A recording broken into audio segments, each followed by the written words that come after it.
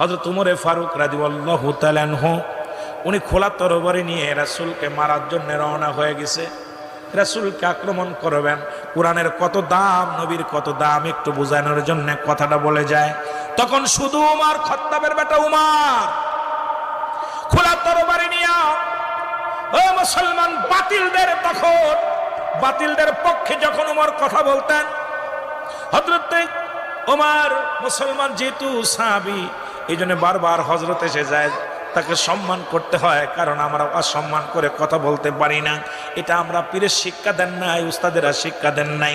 এমন কথা বলতে গেলে কষ্ট হয়, এই জন্য বারবার এসে যায়। তাদের ভালো ভালো ভালো দিকটাই শুধু বারবার এসে যায়। খোলা তরবারি নিয়ে চলে আসতেছেন আব্দুল্লাহ বিন নাইম উনি এসে বললেন, আব্দুল্লাহ বিন নাইম উনি এসে বললেন, খাত্তাবের বেটা উমর তুমি কোথায় যাও? কয় খোলা তরবারি নিয়ে যাচ্ছি।